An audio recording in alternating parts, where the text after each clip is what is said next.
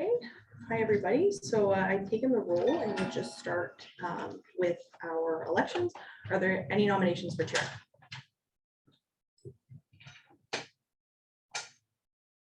I'd like to nominate myself. Okay. If I can get a second. Councilor Parker, second that. Are there any other nominations for chair? Okay, seeing none, Councilor Utley, you are acclaimed as chair. Are there any nominations for vice chair? I'll nominate myself. Okay. I'll second that. Are there any other nominations for vice chair?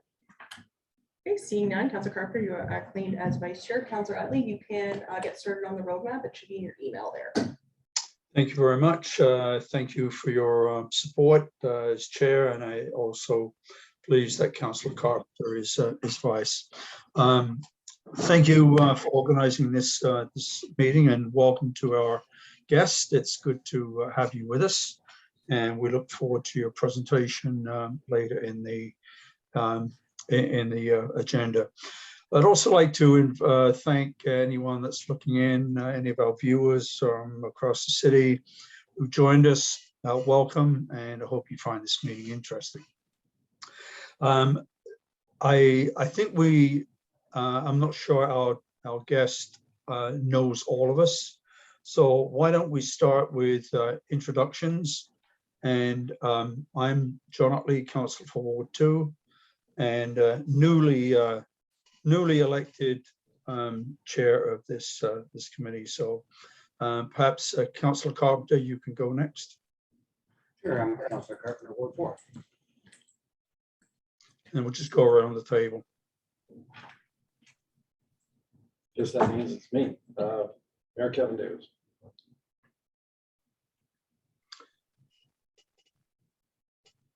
Let's include staff as well, please. All right, Joe Muto, Manager of Development Planning. Thanks, Joe. Gary Peaver, Manager of Development Engineering.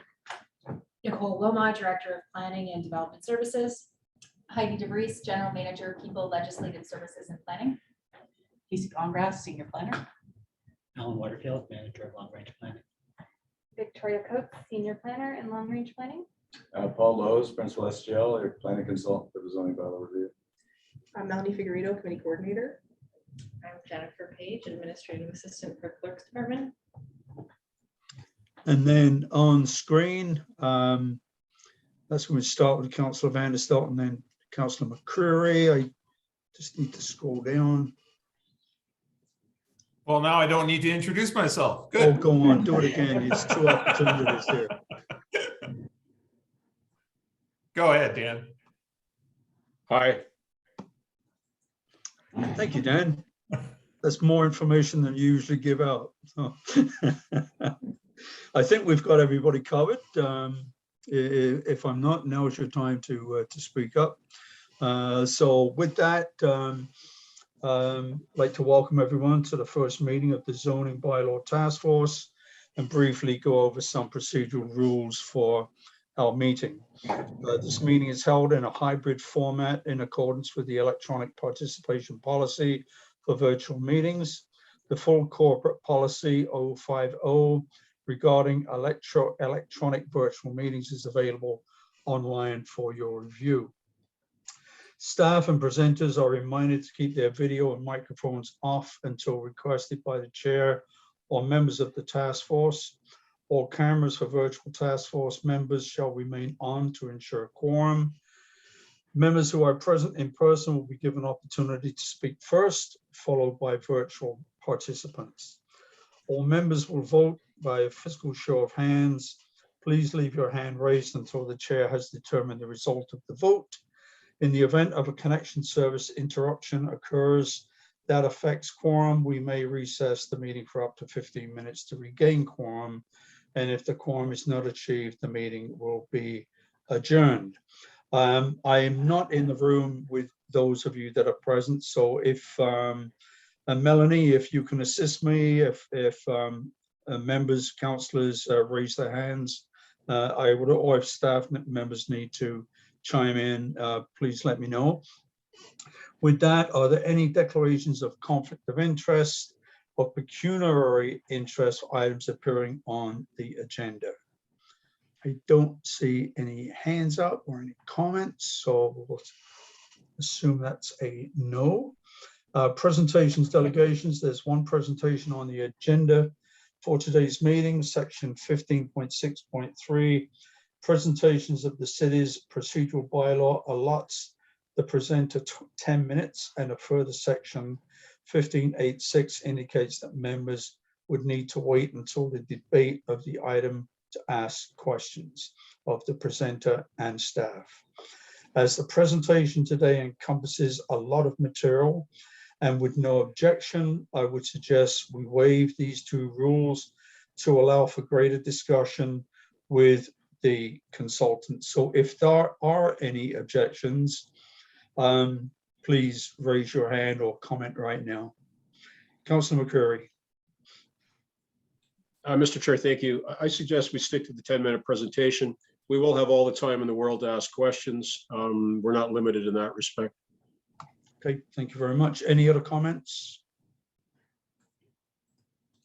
I don't see any. Well, Councillor If there are, I Carpenter. can't hear. I can't see them. Oh, Councilor Carpenter. Councilor Carpenter. Go ahead, Councillor. Yeah, I mean, it's a pretty lengthy report, pretty detailed. It takes a lot of reading. So I would suggest, as you had suggested in the first place, this is very detailed. We're going to only have a couple meetings a year. It's important that we get through all the information appropriately, then as opposed to how quickly we can do it. So I agree with your commission. Thank you very much, Councillor. What I would suggest is, because we have comments for and against, I am recommending we put this to the vote. So Melanie, could you, all those in favor of waiving the 10-minute rule, could you raise your hands, please? And could you call that out, please, Melanie? So those in favor, Councillor Utley, Councillor Carpenter, Mayor Davis, and Councillor Vanderstel. And Those then opposed? Councillor Curry. So that does pass with the required 2/3 Right. for waiving of the rules. Thank you very much, everyone. So with that, our next item is for a presentation by Paul Lowe's, SGL Planning and Design, Inc., to come forward and provide a presentation on item 5.1, new zoning bylaw project, discussion papers and summary report, with an introduction from Alan Waterfield, Manager of Long Range Planning. I would like to ask Paul, what is the estimated time for your presentation? Mr. Chairman, I haven't timed it, but what we've done is broken it up into stages. So we cover about 3 reports at a time. We have 10 reports to cover. So we cover 2-3 reports at a time and then open it up for questions, just so it's not a long, lengthy presentation. You have to listen through the whole time. So my recommendation to you is that we do it that way. Okay, and then yep. we get discussion going throughout. That sounds good to me, Paul. So please, I'll hand it over to Alan for the introduction. Thank you, Councillor Utley. And Alan Waterfield, Manager of Long Range Planning, and staff are really happy to be here before the task force today with our lead consultant on this project, Paul Lowe's. This is a considerable undertaking, creating a new official or a new zoning bylaw for the entire city. This will replace the current City of Brantford zoning bylaw, as well as the County of Brant zoning bylaw, where it continues to apply today in the expansion lands. So creating an entire new document kind of mirrors the approach that we took to the official plan, which council approved last year and which the province approved back in August of 2021. And we're required to bring our zoning bylaw into conformity with that new official plan within 3 years of the official plan's approval. So this project will achieve that goal, as well as modernizing our zoning bylaw in accordance with best practices and today's form of development. The current zoning bylaw that we have was originally prepared back in 1990. So it is timely to do a full replacement rather than merely an update. So you may be familiar with Paul Lowe's. He was our consultant on the municipal comprehensive review and the official plan project as well. And we really felt that knowledge base and continuity would be an advantage to ensure that the zoning bylaw does indeed implement the new official plan. So today, Paul will be presenting the background work contained in a series of background papers that identify various issues that the zoning bylaw project will address. So we look forward to hearing your thoughts on the work thus far, as well as input from public information sessions that are scheduled for later this month. And all that good input we receive will help inform the strategic directions and the future drafting of the zoning bylaw as the project moves forward. So with that, I'll turn the floor over to Paul. Thanks, Alan. Thank you, And good afternoon, Mr. Chairman, and good afternoon, members of the task force and members of the public who may be listening. I'm just going to start off. It's not working there. Oh, there we go. Okay, perfect. I'm sure all the members of the task force are well aware what a zoning bylaw is, but just in case there's members of the public that are listening in, what is a zoning bylaw? Well, it really is intended to implement the official plan, and you'll hear me talk a lot about that today, about trying to implement the official plan and determine specifically what can occur on the property. Official plan is fairly broad based, and the zoning bylaw gets down to a lot more detail. What is allowed? What is the restrictions on a property in terms of size of a building that can go on the property, the size of the property itself, size of yards, setbacks, parking, landscaping requirements. So all of that is contained in the bylaw. We're not going to get into the detail on each one of those aspects, which is going to be a pretty high level presentation. Looking at a series of discussion papers on how the bylaw could be updated to conform to the official plan. So we have 6 stages in the process. The first phase was data collection, looking at a lot of background work. Of course, we didn't really have to look at the official plan because since we prepared it. And when I say we, it's ourselves and the planning partnership that are assisting on this project. The second phase was to create a public consultation and communication plan that's going to guide us and as we go out to the public. And communicate with the public, and that was prepared by planning partnership. And then the bulk of the work to date has been phase 3, which is the discussion papers. Moving forward, our next step is to take the recommendations, the high-level recommendations, and come up with a strategic directions report. It's almost like I call it a recipe of how the zoning bylaw will lay out. So we'll talk about the layout. We'll talk about each of the zones, permitted uses. Really sketch out how the zoning bylaw will put together. Then phase 5 is actually preparing the first draft of the zoning bylaw, and then phase 6 will be the final draft of the comprehensive zoning bylaw and the approval of it. And you see through phase 3 to phase 6, we will be having public consultation in each of those phases. In terms of the reports, there's been 10 reports. I've got them all printed off here. It's quite a voluminous endeavor of all of these reports. There's lots of information. We then prepared a summary report for the public. It's still a fairly extensive report, but there's a lot to cover off in that summary. What I'd like to do is just walk the task force through each of these 10 background reports and very briefly. And as I said, after I finish the first 2 or 3, then we'll take a break and see if there's any comments or questions on those. So if I can start with the first one is the zoning bylaw structure. Paul, can I just interrupt for a minute, please? Absolutely. Can we stop after each report so that if councillors have questions they can ask? Would you mind doing that? Absolutely, Mr. Chairman. That's just But fine. there may be no questions, but I think it makes sense to ask questions as we go along at the end of your reports. So thank you.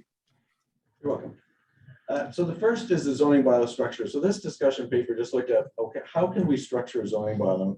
And there's a number of ways to do it. Many of the older zoning bylaws are traditional zoning bylaws, setting out based on generally lot size and density and various aspects of permitted uses. There's other ways to structure a bylaw. Some municipalities structure it very closely to the official plan. Others use a form-based zoning, which is more basically built form, and you ignore permitted uses.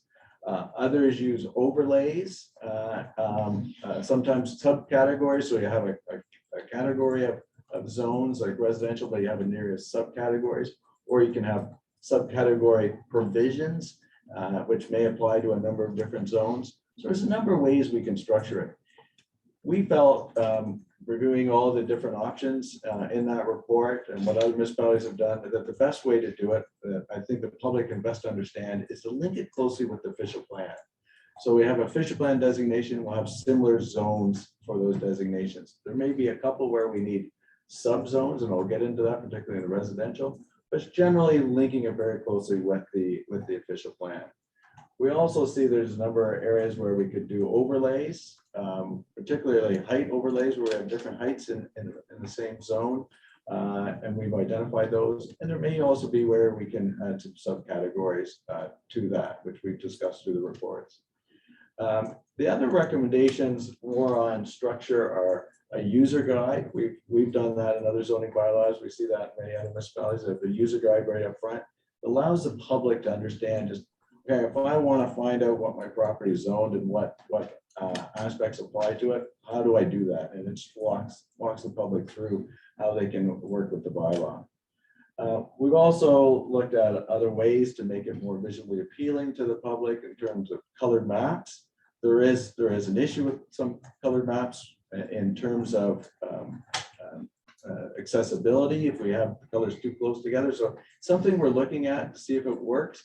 There's an example here on the page where this municipality has taken the zones in a color and added the same color to the table. So you can look at a table and that for instance, C1, the light pink would be the same C1 you see on the land use schedule. Interesting way to do it. Not sure that's what we'll do, but it's an interesting way to do it.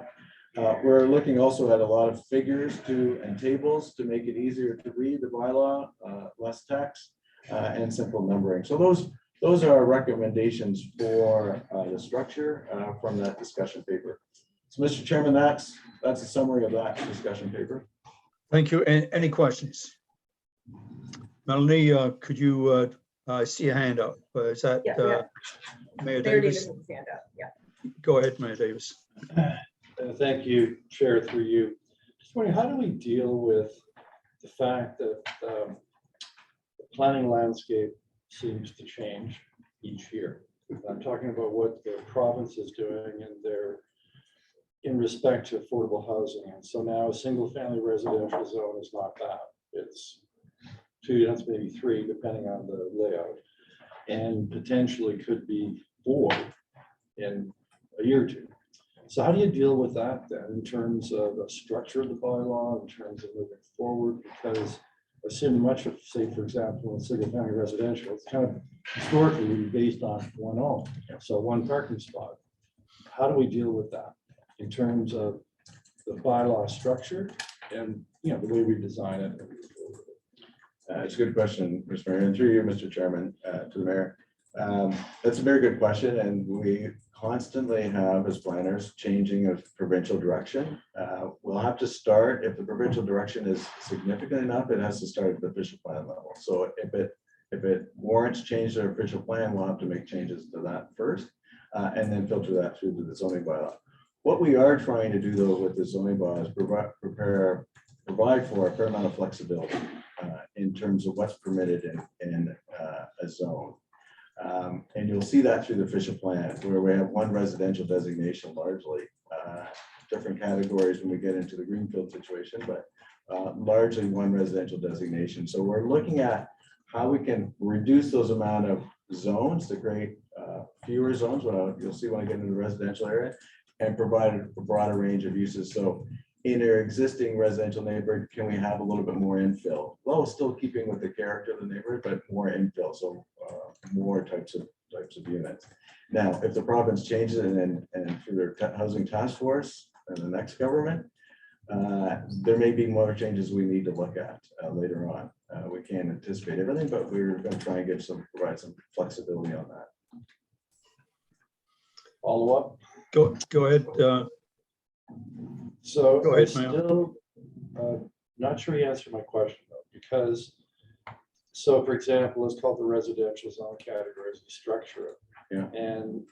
And right now that would appear to be a minimum of potentially 2 units because of what the province has done with the planning act. So then, but your parking is based on 1 space per unit. So doesn't seem to be a congruence between those two. So so how do you deal with that? Because you haven't quite explained to me how you deal with that, right? Like, have you dealt with that in what you're doing so far? Have you assumed like single families are potentially minimum of 2 units? Through you, Mr. Chairman, to the mayor, we have it. We are looking at potential 3 units because you could do 1 in accessory dwelling. So we've looked at that, but the parking is an issue for sure. So if you want to provide more of that, we have to look at the parking standards. We've identified that's an issue, parking, whether we can provide an off-site parking for allowing for some gentle intensification and infill, or is it the reduced standards for parking for accessory units or for duplexes? The uses are the easier part. It's the parking that we have to come to grips with, and how do we have parking standards to allow for that type of infill? My last question. So how have other communities that are denser than we are, how have they dealt with that? Through you, Mr. Chairman, to the mayor. So more denser municipalities, more older urban municipalities have parking on-street parking that you get permit parking for as one way they deal with it. They have lower standards and don't require parking for accessory dwellings. Most, I can call it greater Toronto area suburban municipalities, still have parking requirements for accessory dwellings. So they haven't dealt with that. Very few have dealt with this change of allowing more accessory dwellings and dealing with parking. It's just some of the older municipalities that already had parking issues allow for permit parking and on-street parking. My last question to you, again, based on what the province has done and doing. So there's obviously an impact in terms of parking, given what they've done with the Planning Act. Do you see any other implications or impacts by the decision making 3 years ago to 2 units, potentially 3, and potentially going to 4 in the future?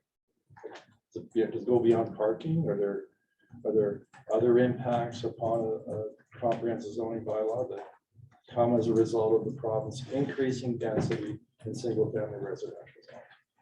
Through you, Mr. Chairman, to the mayor, if the province goes to 4 units, that's recommended by the Housing Task Force, if the new government does that, then I can see some just the permitted uses to allow for that, because we're no longer talking just accessory apartments. We're now talking about a building, existing house form building being severed or split up into 4 units, or torn down and a 4-plex built. So there's going to be have to be broader permissions for that. It's not going to be a big shift. We're still going to then have to deal with the parking issue of 4 units on a property. Yeah, good. Thank you, Mr. Chair. Thank you, Mr. Mayor. Councillor McCurry. Thank you, Chair. Through you. There was some discussion about accessibility and readability for these maps. Are we going to be engaging Jenny Sawicki early on to make sure that we're on the right track with respect to how these graphics can be read by folks with disabilities?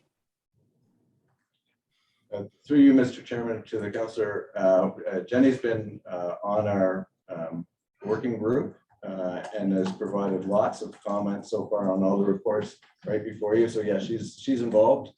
She's given us some comments and she'll be involved as we prepare the zoning bylaw. And more importantly, we're listening to her and doing as she suggests. Absolutely. Thank you. Thank you, councillor. Any other hands up? I don't see. I'll assume that there isn't. So, Paul, would you please proceed with report number 2? Certainly, Mr. Chairman. So the second report is the general provisions report. Probably the one that gets the least attention by people. It's general provisions for the members of the public are are provisions that apply across the municipality, across different zones, and apply equally. So we've looked at the general provisions and identified those that from our best practice review of other municipalities and from staff comments on what's happened and issues with general provisions and where they can be cleaned up, clarified, or no longer needed. We've identified those that could be removed. We've identified some that could be moved to the actual zone section. So they're actually not general provisions that apply across municipality, but more to specific zones, like open storage is more of an employment issue. You'll find in employment areas, accessory retail sales, again, an employment issue. So we're moving those to the zones, more of an administrative issue. A number of general provisions we no longer need, like amusement arcades. It's been a long time since I've been in one. Satellite dishes we can deal with more as an accessory structure. And then from our best practice review, there's a number of other general provisions that other municipalities have used that we think may be valuable that we've identified, and we're going to further explore the next step. We just put some examples. There's more in the report. Community gardens, restaurant patios, through lots, a lot that has frontage on both roads, 2 local roads, setbacks to pipelines, which are addressed. So there's a number of ones that we'll be looking at and whether they're applicable and we should be using in Brantford. That's it for that report, Mr. Chairman. Okay, Councillor McCurry, I see your hand up. Mr. Chair, thank you. I'm interested in height exceptions. Could our height exception regulation simply be that you will not exceed the height that we specify? Something we could look at. Maybe staff would, from their experience, have a comment on that. Yeah, like we're not Metro Toronto, okay? And I'm seeing 3-story buildings going up next to 1-story buildings, and you know, I really think that we need to not only keep a cap on the height, but also the depth. I guess in a lot of the GTA neighborhoods now, you're getting multi-story basements, and that's also something we should be speaking to. Would you deal with that in height exceptions as well? Mr. Chairman, in terms of depth, you usually deal that through the residential provisions. A number of other municipalities have a maximum depth of homes where you're looking at expanding it from a small bungalow to a larger home. They have maximum depth. So it's something we could look under the residential zone provisions. Should that not also apply to other zones as well? Through you, Mr. Chairman, for commercial and industrial, the depth is not as great of an issue. It could more be dealt with on a site plan basis rather than in the zoning bylaw. It really comes down to a residential lot to lot where you have different depths of homes. Comes down, it's an impact on groundwater as well. So I'd like some consideration just given to that as being a general provision, okay? Really? You're done, Councillor. Thank you very much. Melanie, are there any hands up in the room? Okay, thank you. Paul, report 3, please. Certainly, Mr. Chairman. The next report is the definitions report. This is probably our biggest report, our thickest report. There's an extensive list of tables here. What we did was we looked at both all of Brantford's existing definition and Brant County's existing definition, since part of your municipality now includes part of the Brant County zoning bylaw that applies. We reviewed those also against some best practices of other municipalities, and we identified those. We highlighted them in various colors. We identified those in green, the ones to be carried forward, either from Brant or Brantford. Those in a red that no longer needed, and we can delete. Those in yellow that were carried forward with some refinements. And those in orange we may need in the future as we finish the bylaw, but we need to determine that through writing the bylaw. For instance, there may be a use that if we get rid of or we broaden the permitted uses, we may no longer need to define that use. So those ones in orange are something that we'll be looking at in the next stages where we finalize the bylaw on whether we need those. Well, additional definitions may also be needed in the future as the future of this study, as we move through and finalize the bylaw, we may find other terms that we're going to use need to be defined. But that's the first cut. And I think that's it for that report, Mr. Chairman, very high level. Thank you very much. Any hands up in the room, Melanie? Mayor Davis has his hand up. Okay, Mayor Davis. Thank you.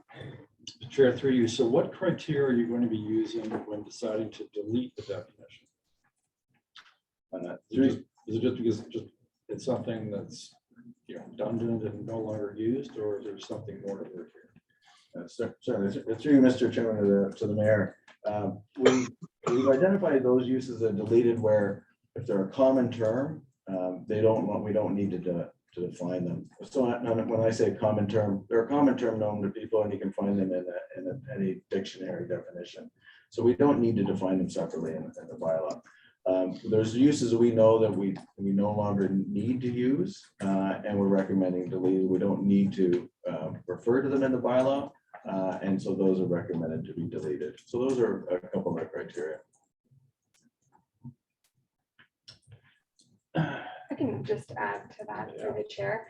So for example, there are some uses that are currently defined that are very specific.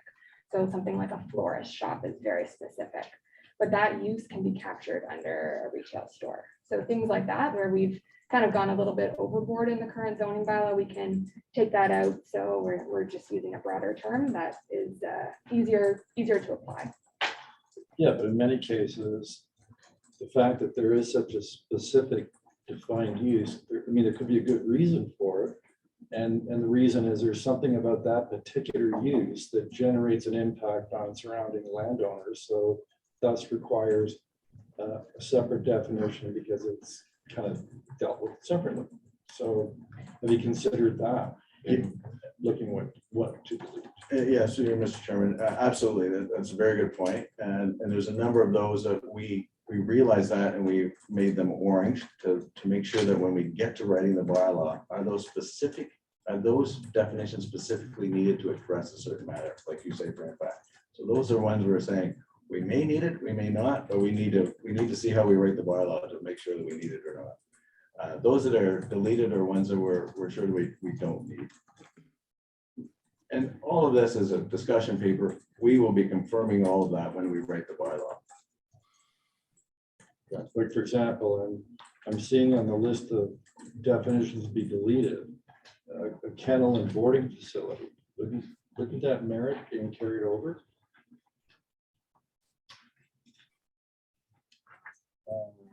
Through you, Mr. Chairman, I have to see the reason why we said we would delete it.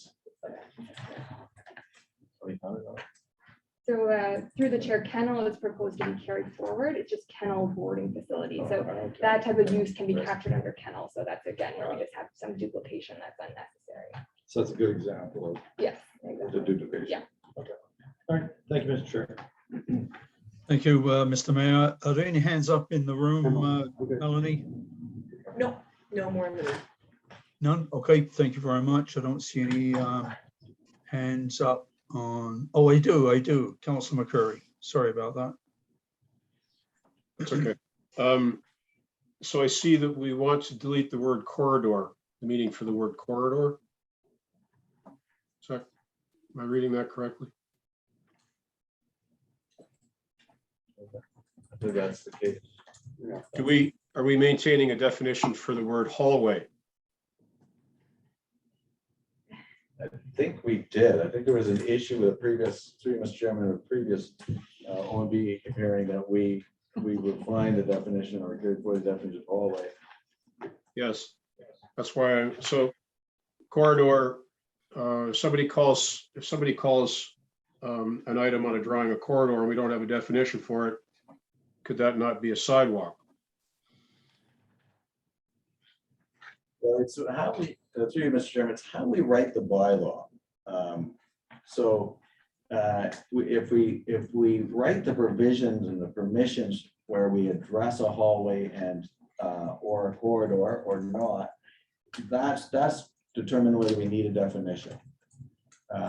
So if we properly explain it, we don't need the definition, and we properly provide for the provisions for it.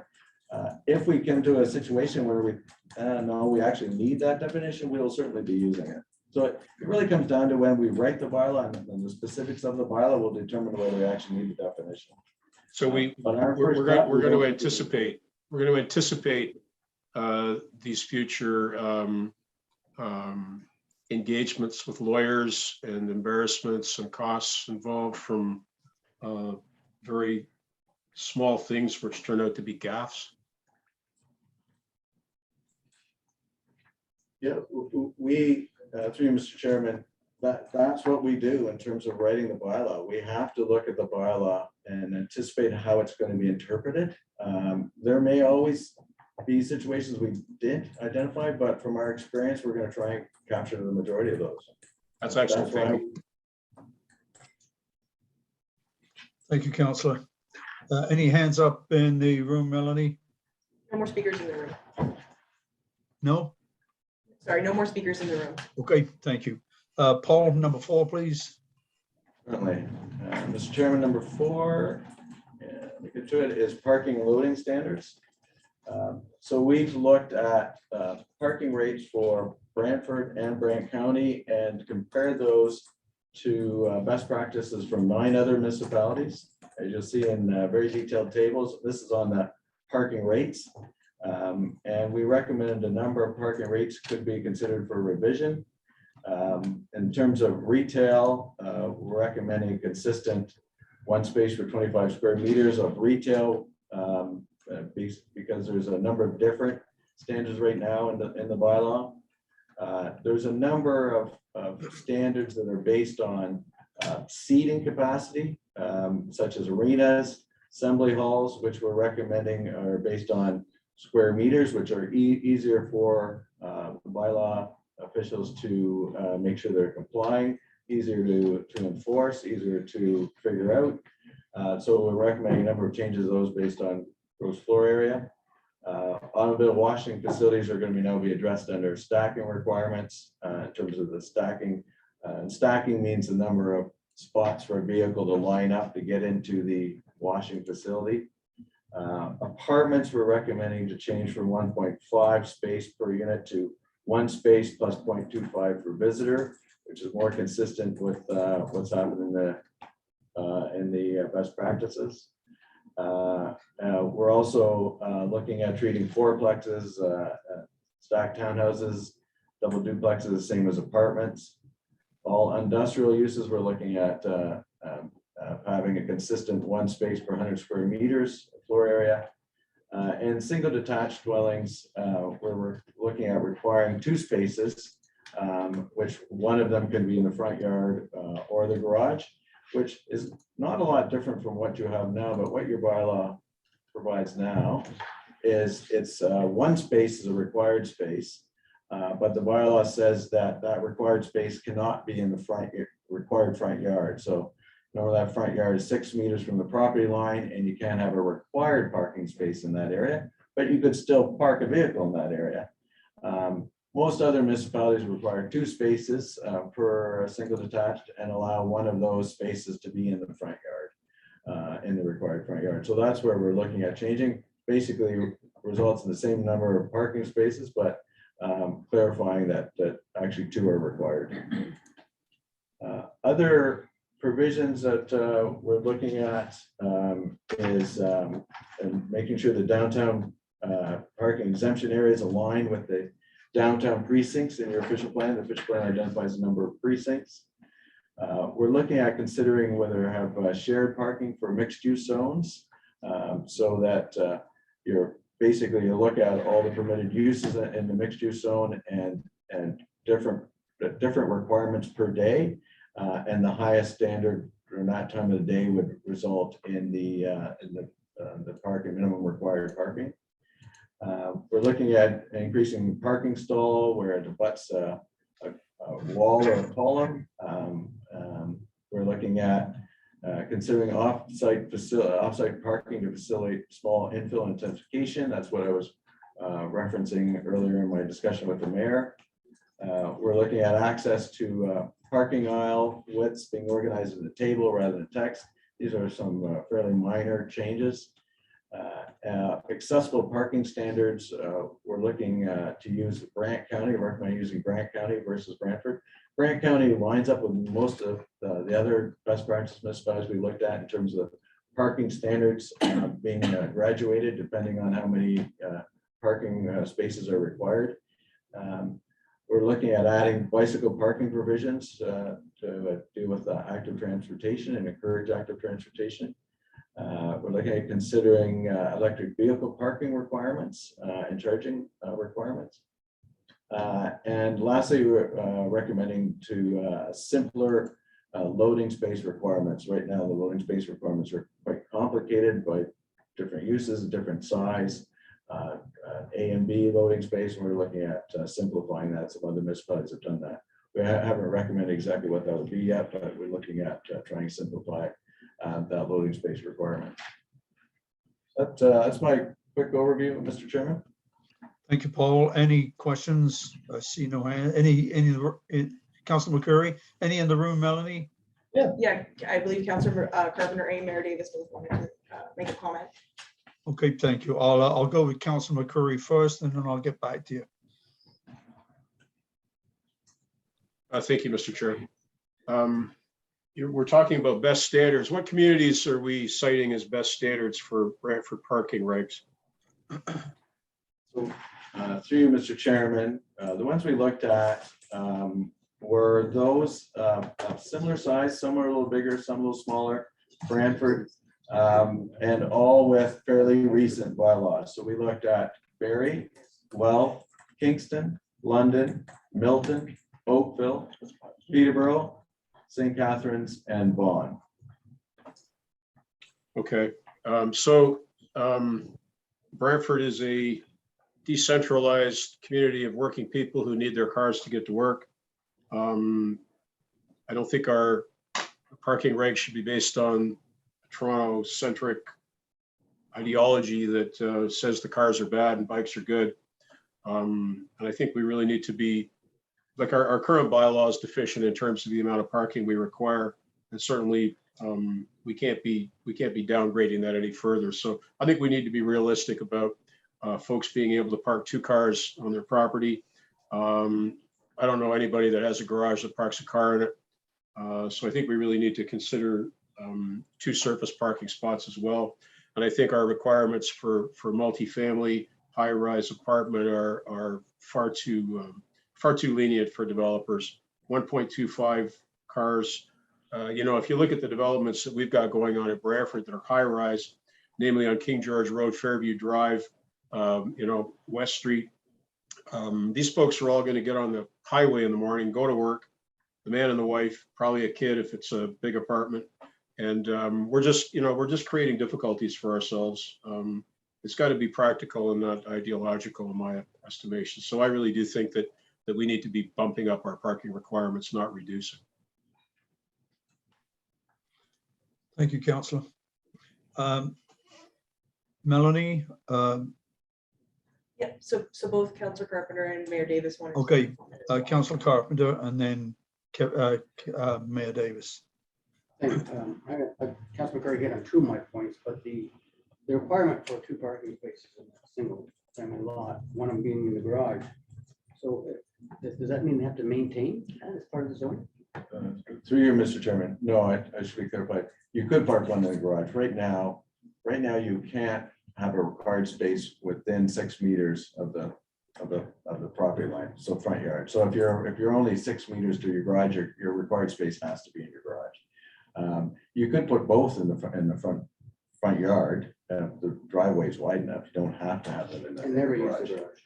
So that you can put both, but right now your required space can't be in that spot. You can still park there, but your required space can't be there. Now we're saying your required space can be in the front. Oh, but we've been allowing that to be built. Oh, yeah, so you can park there now, but it just doesn't count on the bylaw on the required space. So you'd have to provide another required space, whether it's in your garage or deeper on the lot, you'd have. On the right single, now. on the single space. Right, yeah, on the single space. And the small infill, what you're talking about there is somebody having rented a lot someplace for parking, that provides parking and maintains a lot. Through you, Mr. Chairman, could be that. We're just introducing it as a concept, could be that. Whether the city is also interested in doing parking permits on street, there's a number of ways it could be done. So are there any other arrangements? So it could make a parking lot within a intensification area could become profitable in the sense that developers could then intensify that area because there's a lot available for them to Right. use as part of their bylaw. Small, for small scale. Yeah, okay, that's interesting. The bicycle parking requirement, what would that look like?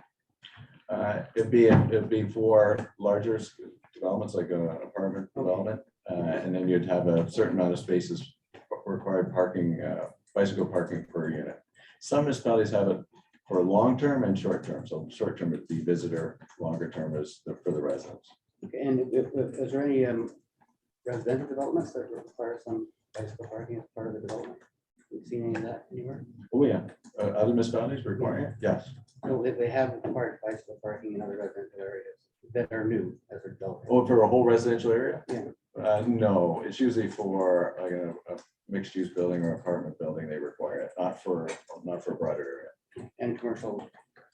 Commercial, some, not a lot, but some commercial require it, more in the bigger cities. All right, thank you. Thank you, Councillor. Mayor Davis and then Councillor Van der Stel.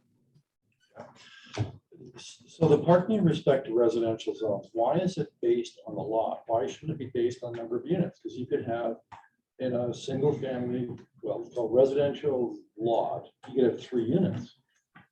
And 2 parking spots required by 2 per lot, it's not gonna cut it.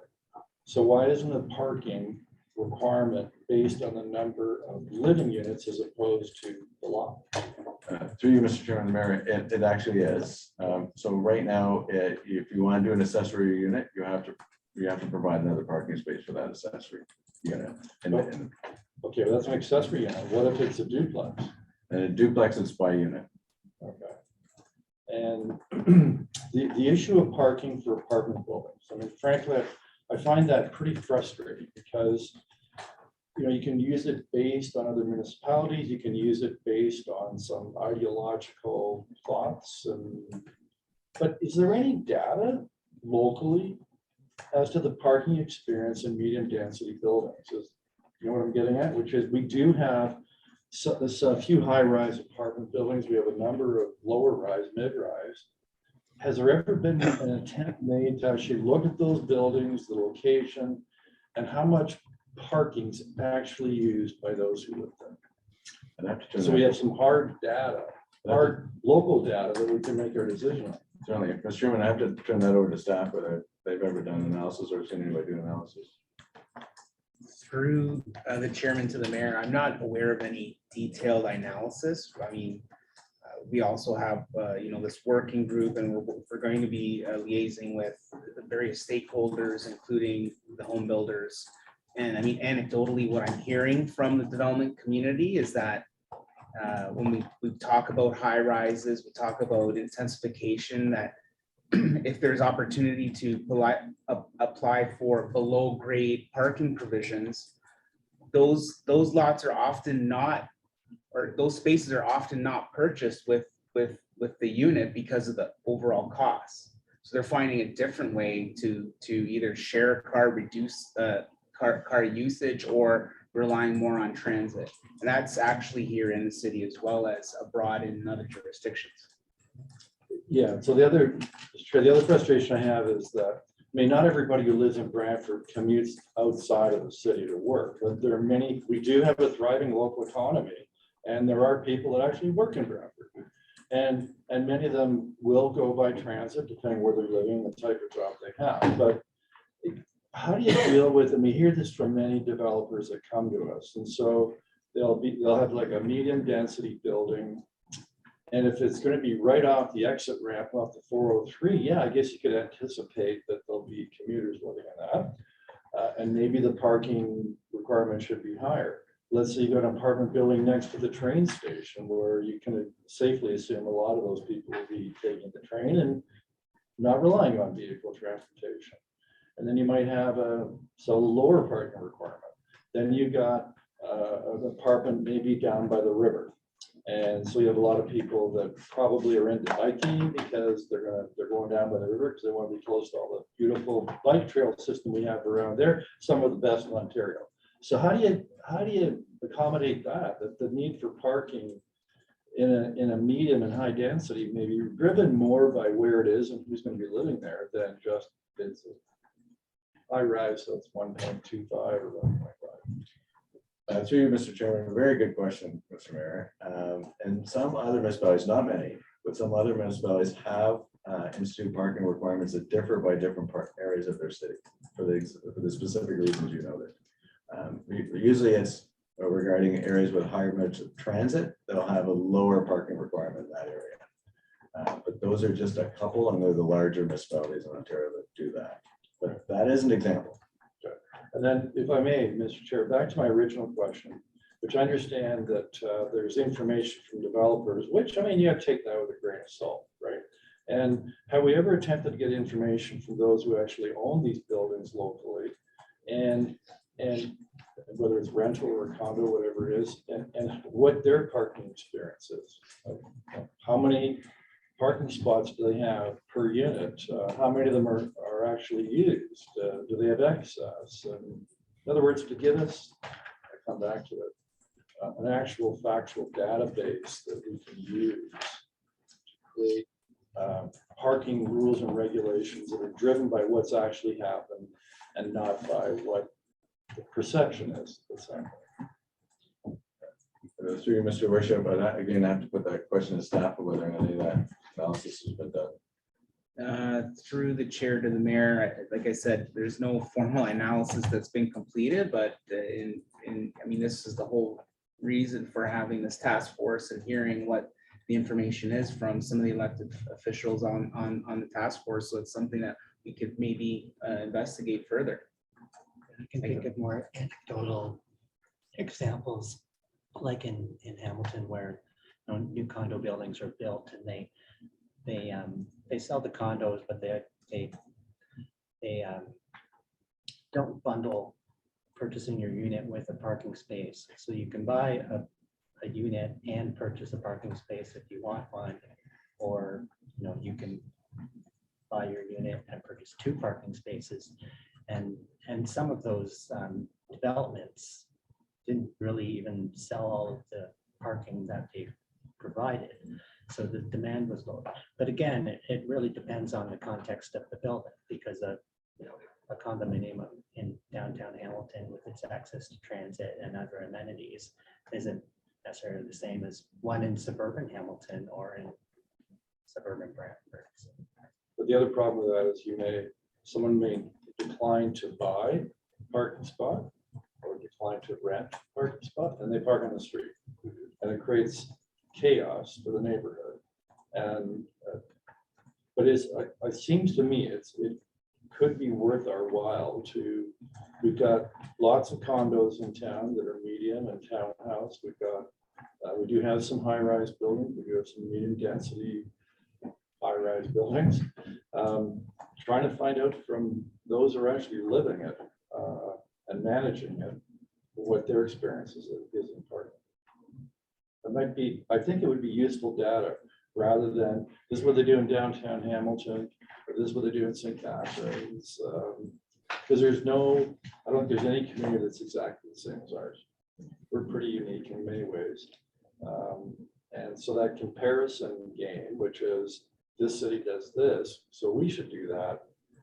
I've lost some confidence in that over time. And I'd like to see us create parking rules and regulations that fit us and are designed for our city. I think that could be some research we could undertake to see what the usage is in some of our. All right, thanks, Mr. Chair. Thank you, Mayor. Councillor Banistel. Thank you, Mr. Chair. Thank you. A wonderful presentation so far. Appreciate it very much. You mentioned there were a couple of urban communities that saw a reduction in parking spaces with a robust transit provision for that purpose and trending in that direction. Are any of those communities close to us here in Brantford? Through you, Mr. Chairman, I'm not sure if Waterloo is doing it now that Waterloo's got the ion, but most other municipalities are getting the higher order transit are looking at it, but it's because of the transit. They're looking at that reduced standards. But quite substantial reduced standards, much lower than where anything we've talked about today. And as you probably already know, Brantford is fraught with a very a heavy and rich historical past, and we have a river. It's pretty difficult to get around river, and it's hard to build a robust transit system in a city with historical landmarks and specific routes that are missing as well.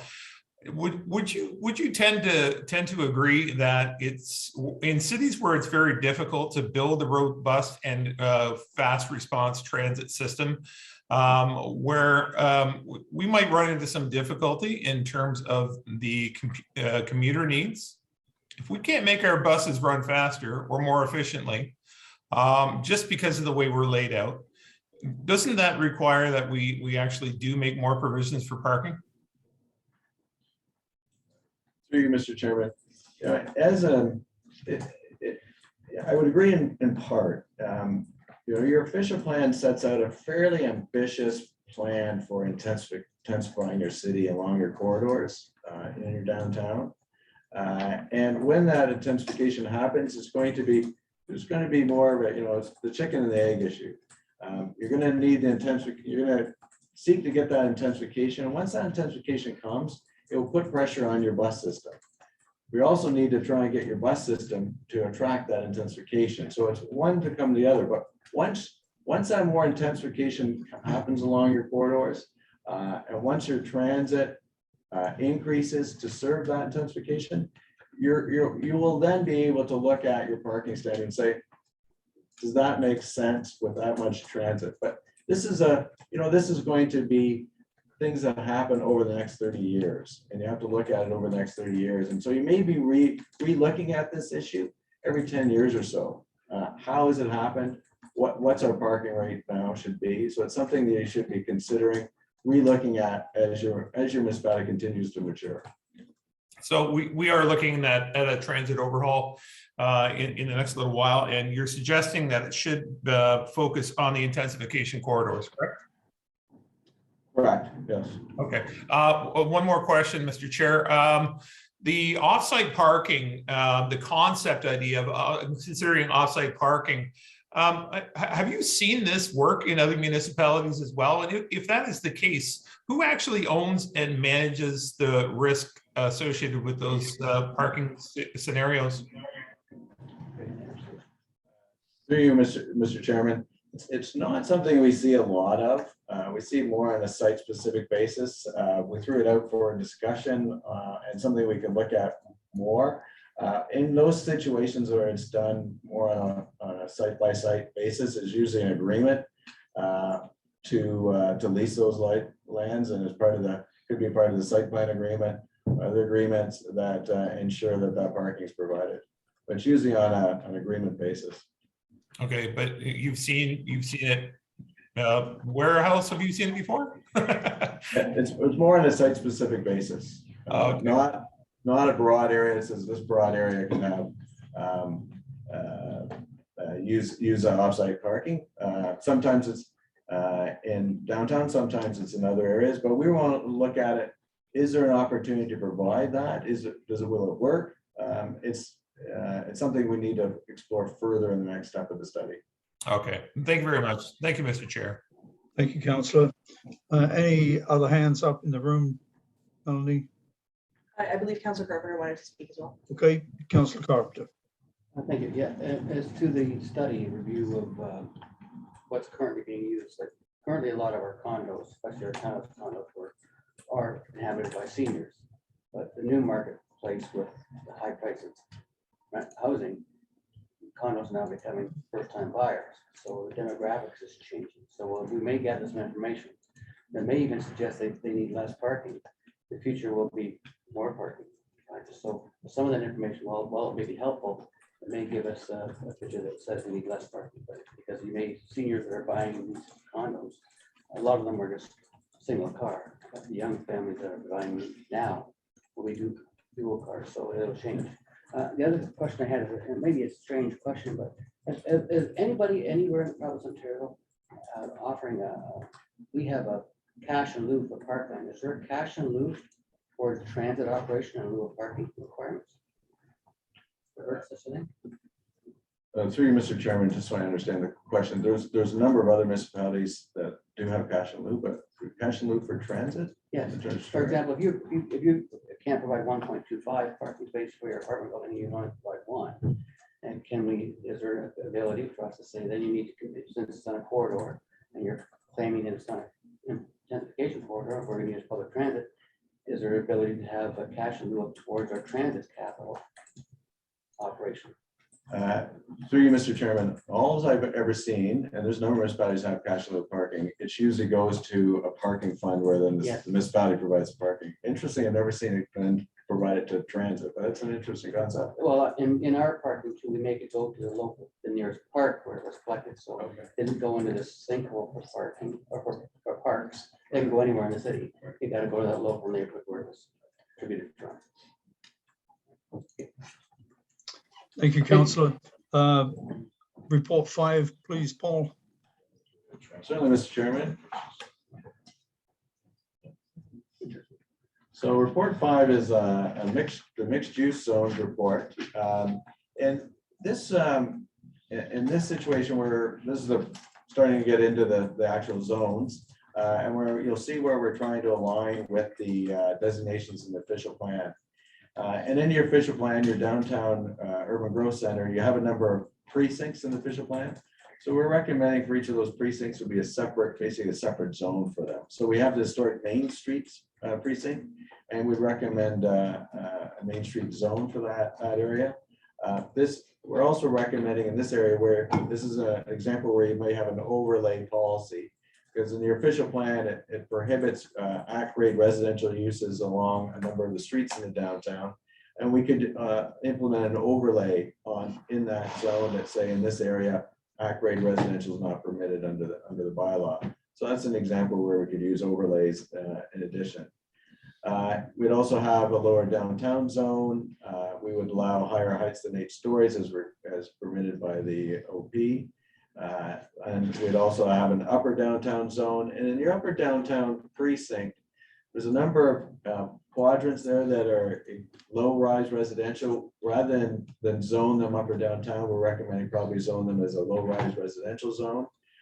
Whereas the commercial uses and the areas around the transit terminal would be included in the downtown, upper downtown zone. And we may also look at another area with height overlay for the heights, permitted heights, because it differs in the official plan for the arterials and collectors. So we'd have an overlay in that location. We're also looking at the major commercial center zone that reflects the major commercial designation. And that's just not major commercial, that's a mixed use zone as allowed for under your official plan. And then we have the corridors. And in this situation, we're looking at 2 different zones for the corridors, because one of your corridors, your intensification corridors, includes the Brant Avenue Heritage Conservation District, which is much different than the rest of your intensification corridors. So in that location would have a different zone that more reflects the requirements of the Heritage Conservation District. With different provisions for mixed-use buildings, so different heights, different setbacks for mixed-use buildings versus standalone residential, because there's a number of standalone residential areas in that Heritage Conservation District. And then for the rest of the intensification corridors would have an intensification zone. There's in that area, there's a number of institutional uses, existing churches, and we'd recommend that those be zoned separately as institutional, and I'll get the institutional report later on. And then there's a number of existing residential and industrial existing zoned areas, and we'd recommend pre-zoning those to the new intensification corridor zone to help encourage that intensification to occur. I think that's it for that report, Mr. Chairman. Thank you, Paul. Any questions? Councillor Carpenter? Thank you. Just on the major commercial zoning, is that separate than, that's the same as our malls? Yes. Okay. So are we also allowing for high-rise development adjacent to those malls as part of this development? Through you, Mr. Chairman, yes, under the official plan, it permits residential intensification on those mall sites as well. Okay, because that's the survival of mall institutions all over North America now, is by building a number of part buildings attached to them. Exactly. And so is that just the malls or other commercial hubs as well? I don't have the official plan right with me at this point, but I can look in the mixed use. The malls and some of the major plazas, I believe the one at Sheller. So Shelter's Lane, that side is not. Okay, that answers the question. That's what I was looking for. Thank you. Thank you, Councillor. Melanie, any other hands up in the room? Through the chair, Brian Hutchins would like to make a comment as well. If I can ask a question, Councilor, I know I'm not a councilor, I think it's important, looking at other plans. When you say the churches on Brant Ave and stuff will be zoned institutional, there's been a lot of movement in the mayor's housing task force. It's mentioned in there as well, where churches, a lot of churches are being converted into affordable housing, the parking lots and things like that. One, that'll limit us. And then number two, we've had this challenge in the past where we've asked churches to be warming centers in the summer, in the wintertime, I'm sorry, and actually cooling centers in the summertime. And we've had challenges that they weren't zoned appropriately to do that. That limited us if they're zoned institutional. Through you, Mr. Chairman, that's a very good question. I think that's something we need to look at and to be able to permit that. So yeah, we'll take that back and look at that as we move forward. I think it's a really good point. Thank you, Brian. Paul, number 6, please. Certainly, Mr. Chairman, that would be the residential zones report. So currently you have 13 residential zones. We're proposing to consolidate those into 5 zones. You have basically under your official plan a residential designation, but then it talks about low density residential, medium density, mid-rise, I'm sorry, and high-rise areas in those designations. So we're looking at 5, and we're structuring it 5 first with the suburban residential zone, which combines the existing rural estate, rural residential and suburban residential zone. So a lot of these, you've got some estate in the former boundaries of the city, but a lot of these are under the Brant County zoning bylaw. Tutela Heights, and then there's a couple up North Power Line Road where we've got these existing large lot residential zones, many of them on private services. So we would have those areas zoned separately, and it falls under the designations of the official plan as well. We have a different designation down in Tutela Heights, so it would reflect that, which would basically permit detached buildings as well as accessory units. Then would have a series of low-rise residential zones, 3 of them. Would propose existing low-rise zone 1, which would be for your existing mature neighborhoods, but permitting singles, semis, duplex dwellings and additional residential units. Then for your the second one would be a low-rise zone 2 greenfield residential zone. So these would be for your new greenfield areas, where we would permit a broader range of uses, both low rise and multiple units. So townhouses, a broad form of fourplexes to be permitted in those greenfield areas. So this is your new areas in the expansion area to the north, your existing greenfield, remaining greenfield areas to the south. And we'd have different provisions for if you're doing a single, this would be your lot size and your side yards. If you're doing a townhouse, this would be your lot size and side yard requirements. So different requirements for each housing type, but providing a lot more flexibility in those areas. Then there's the neighborhood corridor zones, and the official plan identifies in the boundary adjustment lands in the north, our new greenfield areas, neighborhood corridor where we want higher forms of density, which low-rise density, but mostly townhouses. So it would be permitting those multiple housing forms in that zone. And then we've got two other residential zones as a mid-rise zones, which reflects the official plan. And this would combine your existing two medium density zones, permit a mid-rise housing form up to 6 stories. But be clear that in your existing R4A and R4B zone sites that the height would be limited to 4 stories, as that's the height limit currently. And then your high-rise zone would carry forward your existing residential high-density zone and permit apartments and non-res ground floor uses. And then, although we call it residential zones, with this report, it's because we're reflecting the residential designation. And then your official plan, the residential designation, covers some smaller commercial uses. So we see these current areas being zoned for gas stations, small convenience, and larger neighborhood commercial plazas.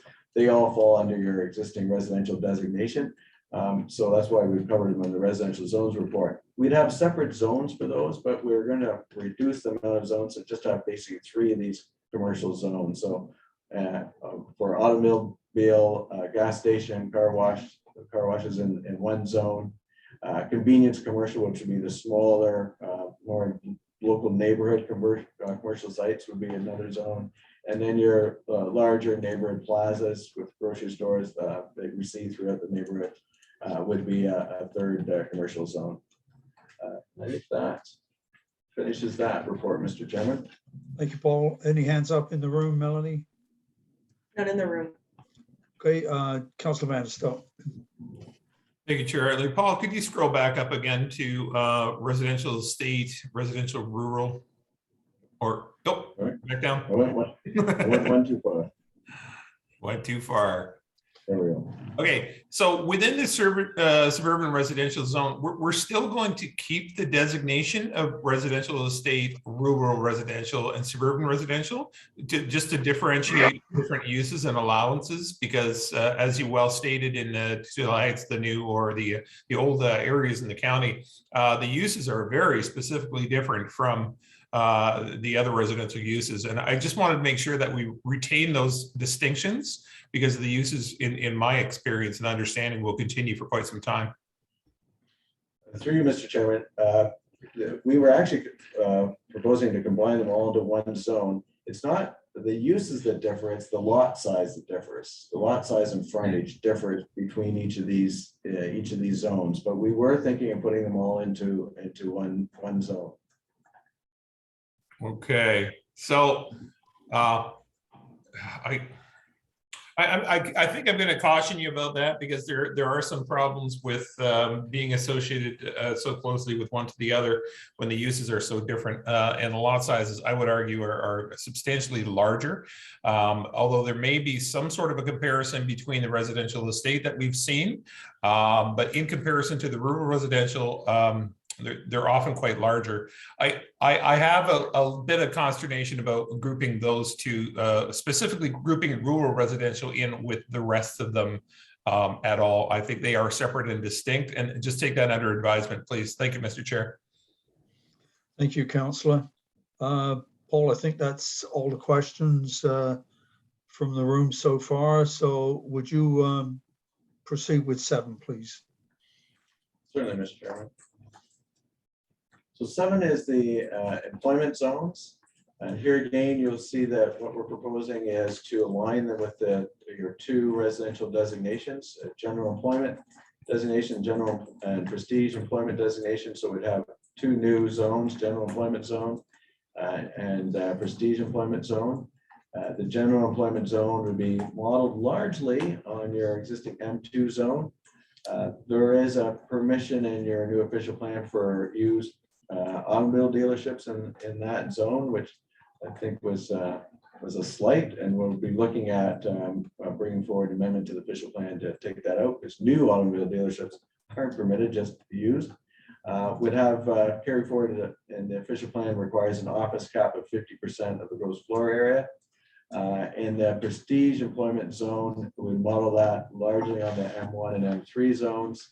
And offices would be capped at 4,000 square meters. And then there is a number of other zones that fall in the employment designation. So there's agriculture zones, largely because of the areas to your new urban areas that the fisher plan brought into the urban area, as well as some rural residential. There's also a neighborhood center commercial zone that's not used for that purposes. There's a residential high density zone, interestingly enough, right in your downtown near the shuttling yard, but it's a vacant site, but it's designated employment. So those are some examples of where we'd be changing back to employment zone.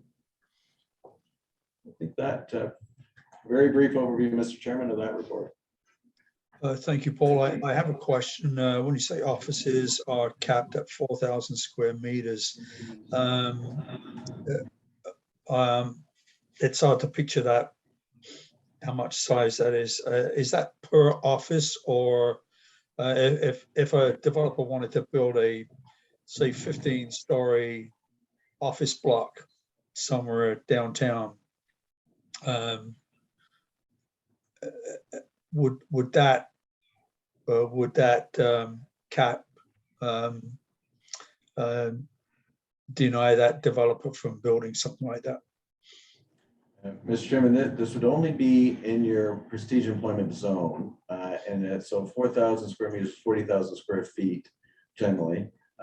So this would be for a standalone office building in your employment area. But in the downtown, that would be in one of your mixed use zones, and there's no restriction on the size of an office building in that, other than heights. But there's no restriction on floor area of office buildings in your downtown or along your intensification corridors. Okay, thank you, Paul. Melanie, any hands up in the room? Yes, Councillor Carpenter would like to speak. Okay, Councillor Carpenter. In your procedures, land, would that mean that the forestry would be considered a prestigious area because it faces forestry? So any high profile area is prestigious? Okay. Correct. I just want to clarify that, for sure. And you also made some adjustments to, you talked in your report about Hardy Road and Wright Street and the issues there where the zoning doesn't permit some wide enough for it to actually be rented and that's vacant. So opening up that zoning, widening that breadth of zoning will help make that possible. That's why you're talking about widening the zones in the first place, so they're consistent all across. All right, thank you. That's great. All right, and I got it. It was a lengthy report. Thank you, Councillor. Paul, number 8, please. Mr. Chairman. Next report is institutional zones. We're recommending 2 new institutional zones, a major institutional zone and a minor institutional zone. What you see designated in your official plan is really your major institutional sites, the larger sites. So those that are designated in your official plan for institutional would be under the major institutional zone. Then there's a number of institutional zones that we find throughout your neighborhoods, as I said, along the intensification corridors. And those are generally school sites, as we said, places of worship, and those would be included in this minor institutional zone. And that would include the institutional school, minor institutional, and one zone, the I1 zone, I2 zone. But we'd have different lot, yard, built form provisions, whether it's a school site, or a place of worship site, or another institutional site. We'd have different provisions based on what the actual use is, because they have very different requirements in terms of setbacks and yard requirements and lot sizes. Now, we heard earlier the question about places of worship being intensified, and that's a very good point. And that's something I want to look into in the next step, and how we deal with that, because I think it's a really good point. That's it, Mr. Chairman. Thank you, Paul. Any hands up in the room? Councillor Carpenter would like to speak. Councillor Carpenter. Sorry, have we moved on to 10 now, or we're not there yet? 8. Oh, I'm ahead of you. Never mind. I'll wait.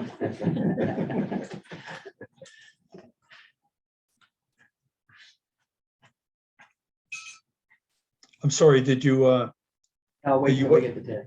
okay, thank you. I'm ahead. Paul, number 9, please. Number 9, Mr. Chairman, is the agricultural zones. And the agricultural zones are largely those lands that were in Brant County and subject to Brant County zoning bylaw now within the municipality. There was 2 agricultural zones. We're recommending going forward with 1 agricultural zone. There was a second agricultural zone in Brant County called the agricultural employment zone. There's only 2 site-specific locations that have site-specific AE zones in your municipality. So we're recommending those be carried forward under the agricultural zone with site-specific provisions for them. We'd also be looking at different lot provisions and setback provisions, whether it's a farm, where it's a rural residential lot, where different for a farm production outlet or greenhouses. I'm not sure we have any greenhouses in the municipality, but we'd have different provisions for those.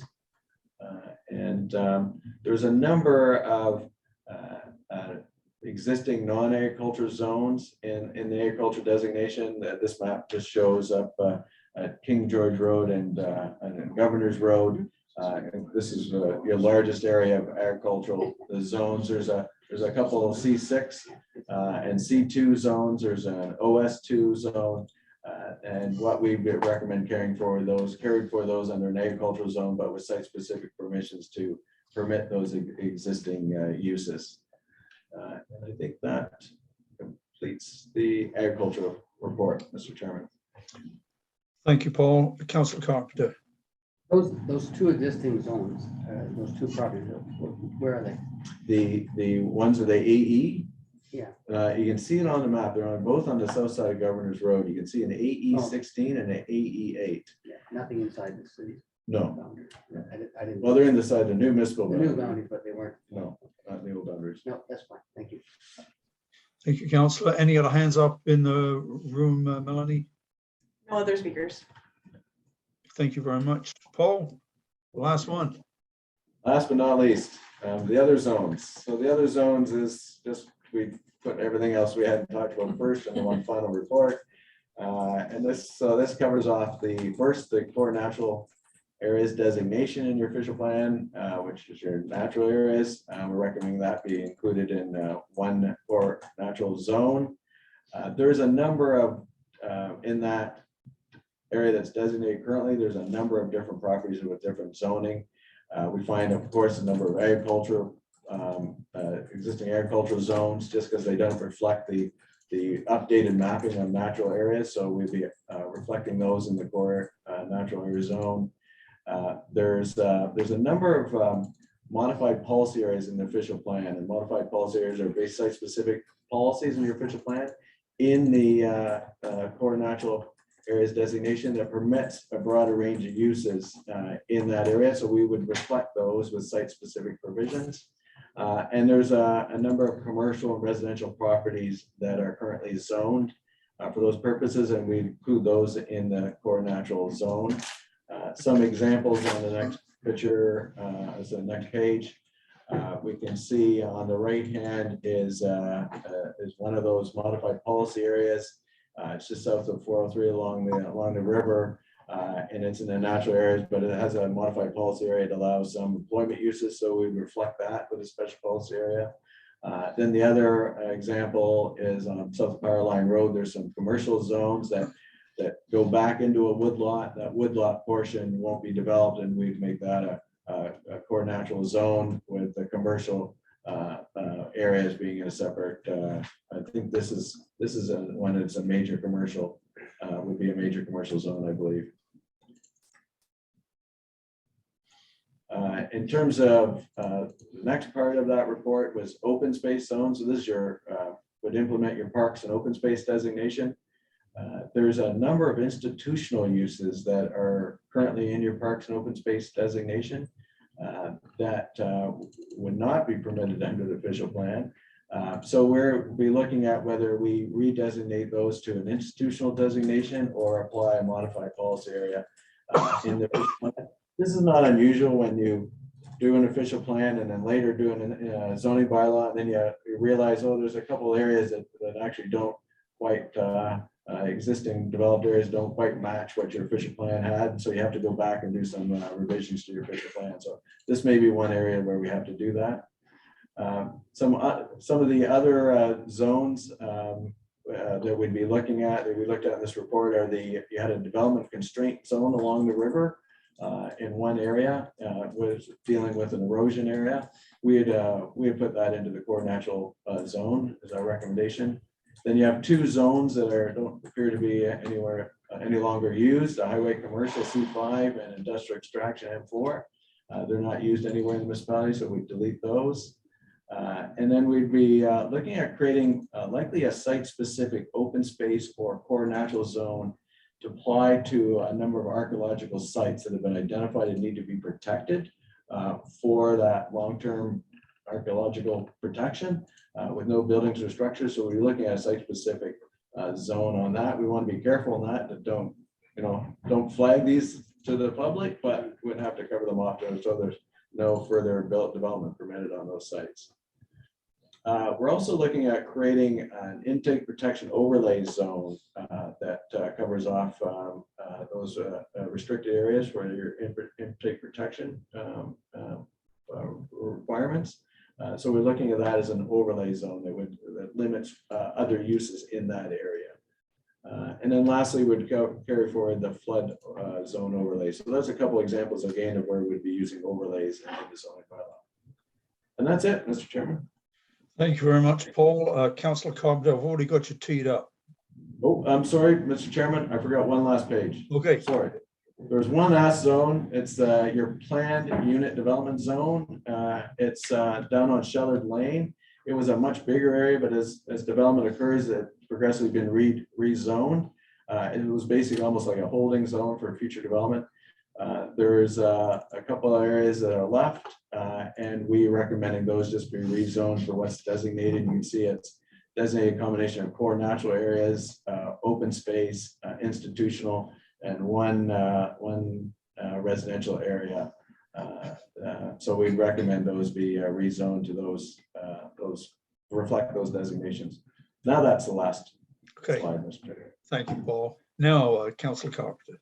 Would an overlay zone be also included as far as protection for the Grand River? Adjacent to the Grand River properties? Most of the, through you, Mr. Chairman, most of the Grand River and adjacent properties would be in the natural, core natural zone. So then industrial protection zone, are you talking about a water intake? Yes. As a protection zone, Yeah. so we would limit what kind of development, industrial development can happen. Yes. Upstream from the water intake. That's correct. Okay, thank you, Mr. Chairman. Thank you, Councillor. Councillor Bannister. Thank you, Mr. Chair. Paul, core natural, as we apply it to the existing zonings, whether it be agricultural or archaeological or site specific, is it just renaming, or is it intentional to be a bit more restrictive on what could happen in those lands? Through you, Mr. Chairman, let me give you some examples. So up in the greenfield areas, they're farm fields, farm areas. So and there's a number of cases where it's zoned agriculture, but as it redevelops for greenfield development, we would take those areas that are currently designated core natural areas and zone them for that purpose. So that is being more restrictive, but we wouldn't allow development to occur in those areas anyway. So it's just reflecting what we would permit on those lands. Now, as those plans develop and they do their block planning, they may refine that boundary, and that refined boundary will be reflected in the zoning bylaw. For the archaeological, those are all sites that have already been identified right now, and restrictions are imposed right now. So in all cases, it's going to be reflecting the official plan, but it will be more restrictive than the current zoning. Okay, all right. But where there is existing development, we'll either permit that through site-specific provision, or in many cases, it's already identified with a modified policy area. That existing development in the core area, core natural areas, any existing developments most of it's already permitted in our modified policy area under your Fisher plan. Okay, so the short answer, it is more restrictive. In some cases, yes. In other cases, Okay. just recognizing the permitted use. All right, that'll make a difference on how I vote going forward. Thank you. Thank you, Councillor. Councillor McCurry. Chair, I actually have a broader question, not to this item. If you could come back. Okay, is that something you want to ask when we table it or during the presentation period? Well, I could ask it now. Okay. I'm just wondering, in general, what provisions we can implement to try and offset, mitigate the as of right rules that the province has implemented with respect to second and third suites. If we could just, I don't expect an answer now, but if we could give some consideration to that in a general fashion, because we're seeing, again, we're not Toronto, we're Brantford, and we have a lot of long established single family neighborhoods in Brantford, which are now being more or less colonized by investors and turned into 2- and 3-suite little apartment buildings. And I'd appreciate it if staff and consultant could give some considerable thought to how we can look after our own folks and as I said, mitigate those impacts. Okay. Thank you, Councillor. Any other hands up in the room, Melanie? Yeah, Mayor Davis would like to speak. Okay, Mayor Davis. Thank you, Chair Paul. You mentioned needing to change the OP. I'm not surprised to hear that. So do you do that by way of OP amendments or modified planning policies? How will that be done and when do you do it?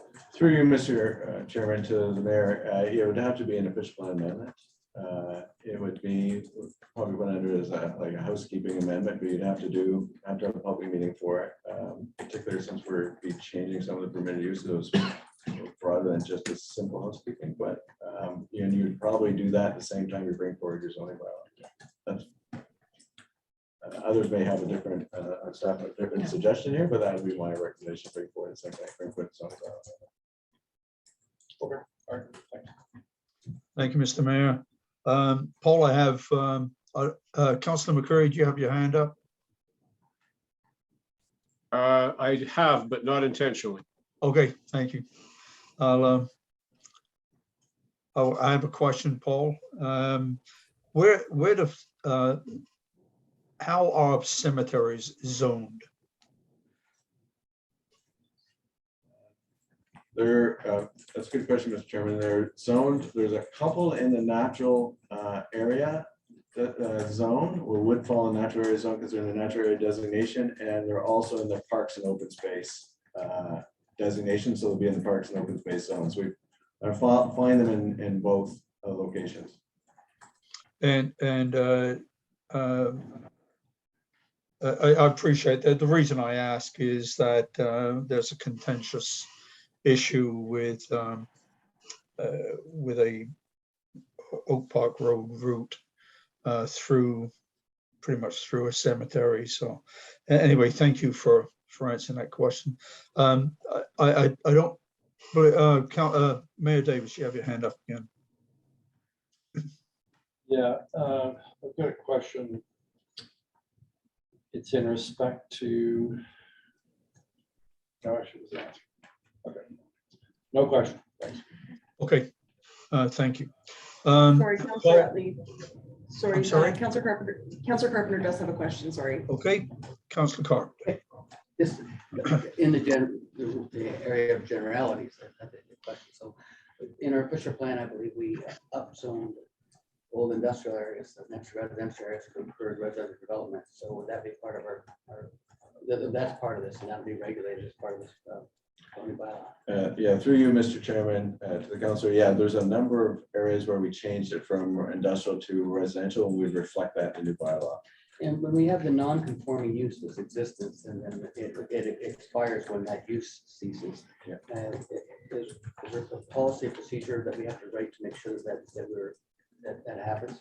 For example, we have a medical marijuana grow operation that now with the legal non-conforming, they've ceased operations. So how do we ensure Now they don't start up operation again because the non-conforming use has gone away. Through you, Mr. Chairman, to the councillor, that's getting into a legality issue. Normally, most municipalities just, if the use ceases to exist and the zoning no longer permits it, they become, that legal non-conforming use ceases. But it's not usually a municipality prepares anything. It's usually that's the case, and anybody wants to come along afterwards, they would have to show that that use continued in operation. Yeah, well, an example would be, we had a salvage yard in a residential neighborhood, and the owner of the salvage yard didn't cease operation. He closed down, kept the light on in the garage for 2 years, and then sold the operation, and then the salvage yard was allowed to continue, Yeah, even though operations sort of ceased. I could see that occurring. Yeah. Yeah. Thank you, councillor. Just to, before we move on to the next item, Sorry, Councillor Utley, sorry, Yep. Mayor Davis just has a question as well. okay, thank you. Fire away, Mayor. All right. Thank you. So in respect to the flood zones, the overlay, are we proposing or thinking of changing the nature of the rules that already apply to our modified planning policy areas and flood zones?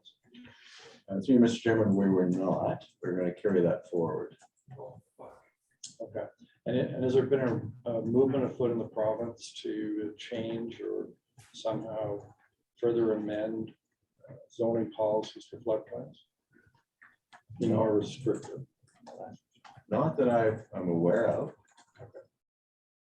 Could be, but not that I'm aware of. Okay. Thank you, Mr. Mayor. Paul, thank you very much for your very comprehensive reports and presentation. And also like to include staff with their support in answering some of the questions or adding clarification and information as well. So with that, we're going to move on. Mr. Chairman, to, sorry, Mr. Chairman, I was just going to point out my last slide, just so that everybody's aware of the coming okay, all right, public events, if you wouldn't mind, is that okay? please, yeah. So we have a public information center coming up on June 8th during the day in the afternoon. It's a virtual, and we've divided up into various topic areas. So we'll be going over at each session 2 or 3 of the reports, similar to what I did today. And then on June 16th, we'll have an in-person meeting. And we'll be doing the same process, but it'll be in person. And then we have a presentation of the Committee of the Whole on July 12th. And then after that, we'll be working on the strategic directions as I indicated earlier in the start of the presentation. And then from there, working on the bylaw. And that concludes my presentation, Mr. Chairman. Thank you, Paul.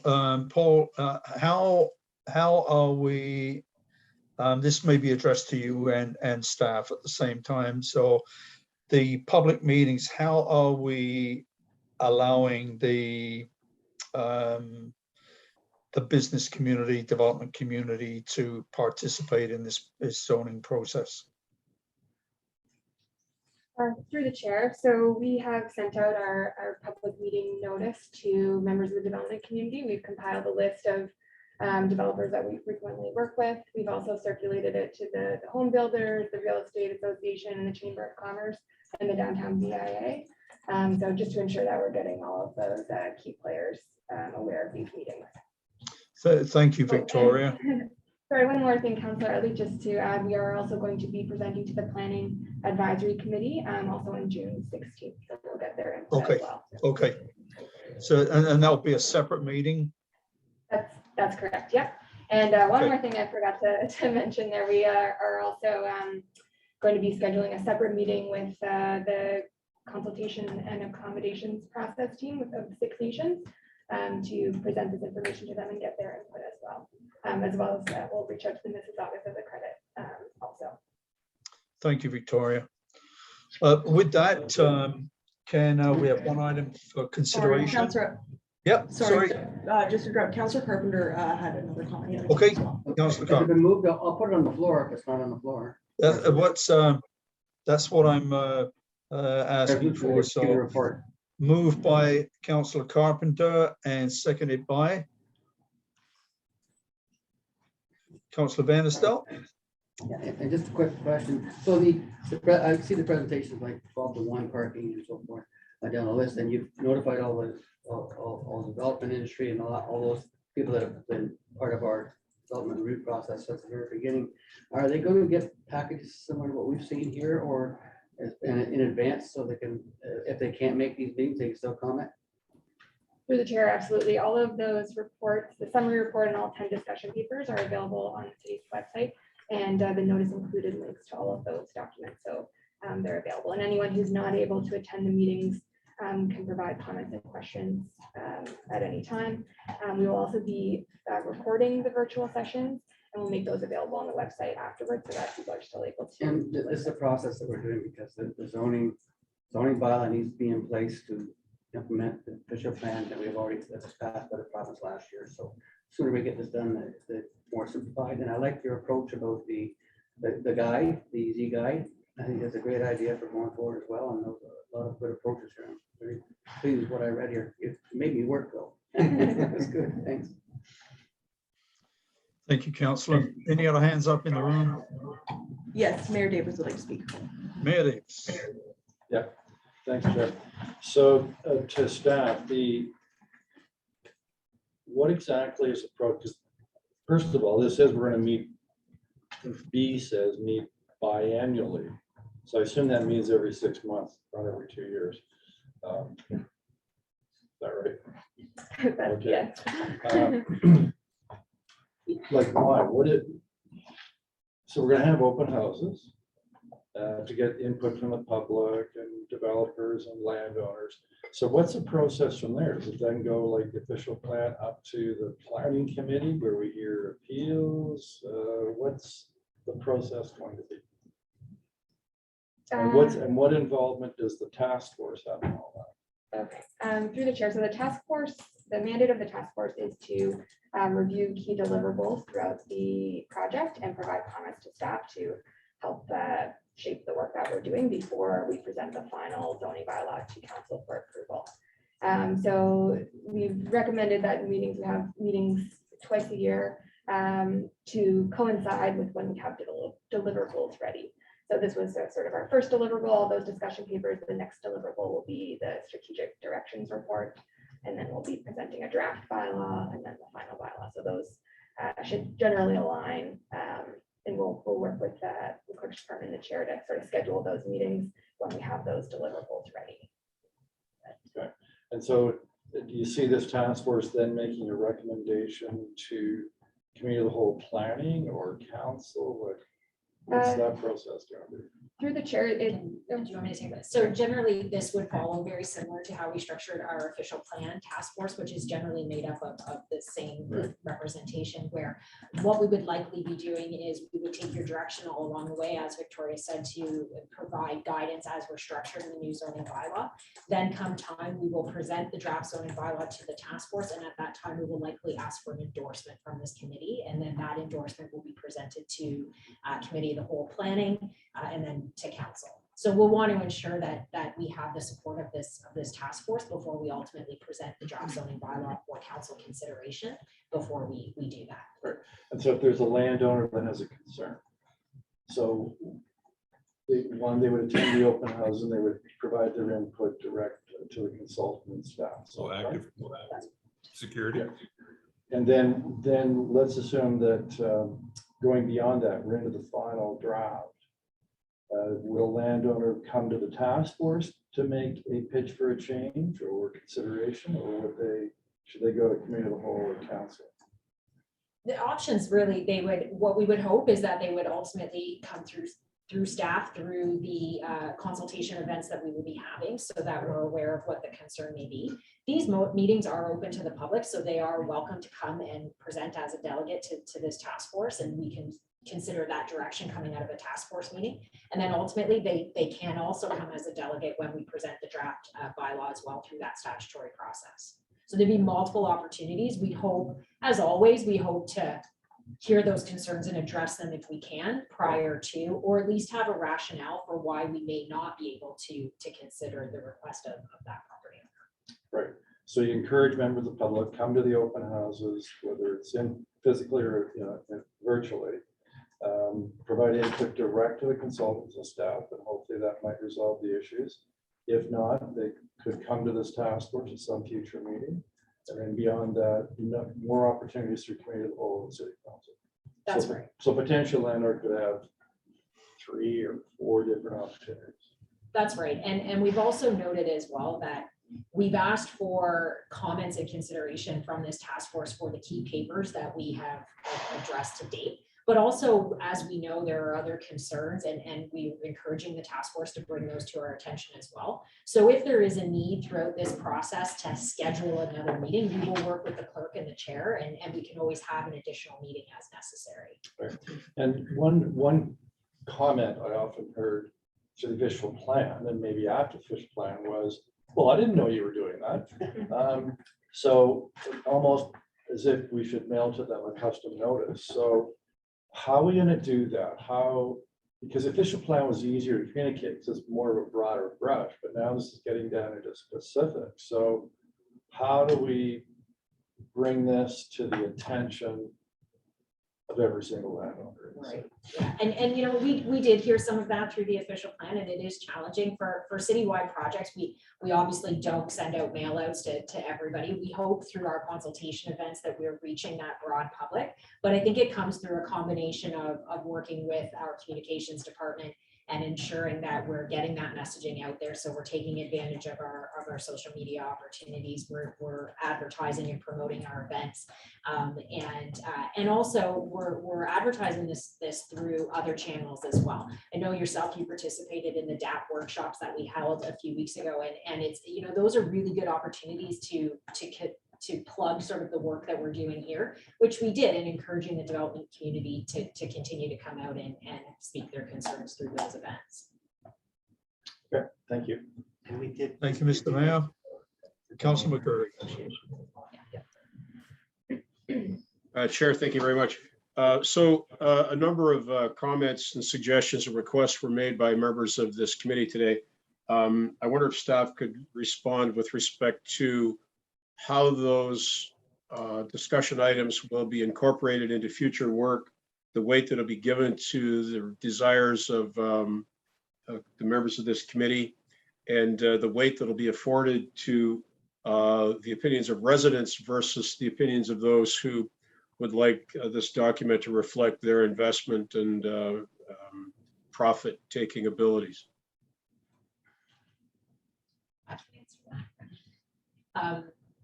So very similar to our official plan process, what we will do is we've taken the considerations and the comments that we've heard from the task force today. We will couple and marry those comments with what we hear from the public through our consultation events that are coming up. And then we will provide rationale and justification for what we heard of potential changes through the strategic directions report that will be coming as the next step. So why the strategic directions report is important, as well as that will give staff a clear sort of direction on how we want to proceed to drafting of the drafted zoning bylaw. So you will have an opportunity at that time to see how we are proposing to address the concerns that have brought up at this committee. And I think, as always, staff, the staff team and our consultant here, we weigh the comments that we received from all parties, and we ultimately put forward what we think is best direction for this community, and that's what we'll continue to do on the zoning bylaw. So I wonder if we might ask then, Nicole, if you haven't captured all the suggestions and desires made today by councillors, I wonder if staff might review the tape of this. And if we could ask that you provide us with a list of those things that we've suggested and requested, and provide us then with specific responses to those.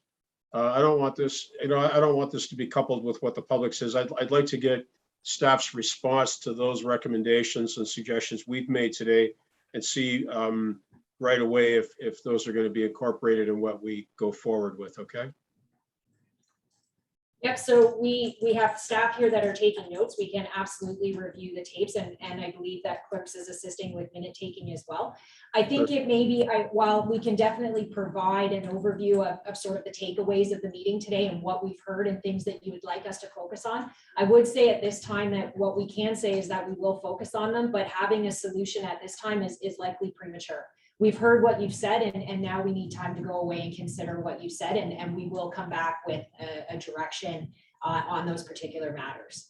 That's super. So if you could just provide us with, not necessarily a go forward position on what's been suggested here today, but if you could just summarize that and provide us with that document, okay? Not looking for your responses, not looking for your responses to the suggestions, just a list so that we don't forget, okay? Sure. Yep, we can absolutely do that. That's super. Thank you very much. Thank you, Councillor. Thank you, staff as well. Any other hands up in the room, Melanie? Yes, Councillor Carpenter would like to. Just a quick comment. The PIC meeting is the 7 days from now, the first one. So could the clerk staff just at least invite all members of council just to an invitation where it's not mandatory that where the PIC meeting is, so we can put it in our calendars. And those of us that want to attend will attend, and others won't forget. Sure. That's great. Thanks, everyone. If there, I do have a question for two staff, and that is, how does this fit with the work that the Building Construction Task Force is doing? So streamlining I think overall, Councillor Utley, that they are sort of two separate streams, but definitely related.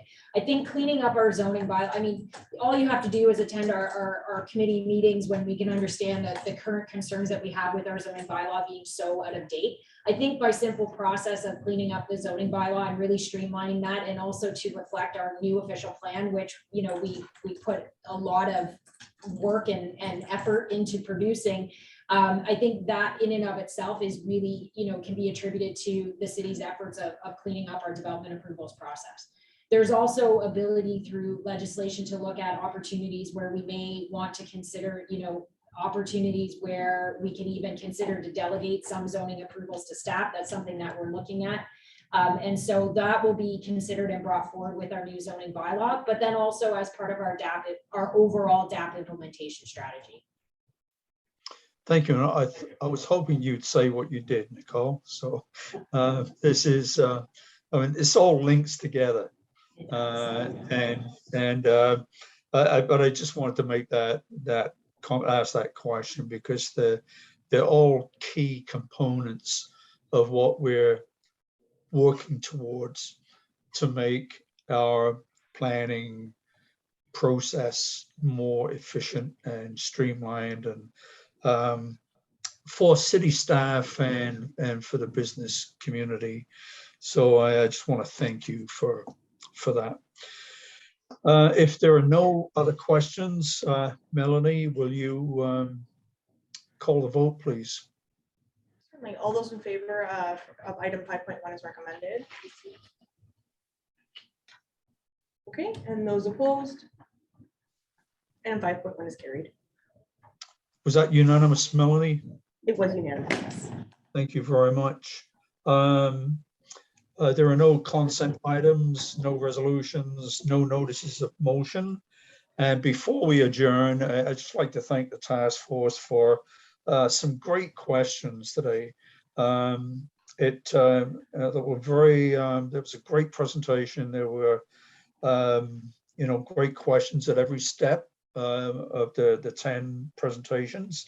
And so I want to thank you for that. And I certainly look forward to the next meeting. And, we'll got to get this done before I retire from council. So otherwise I'll come back to haunt you something awful.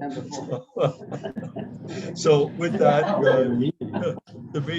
the meeting is adjourned. And again, enjoy your evening, and thank you for all the work that you put into this. Take care. Bye-bye.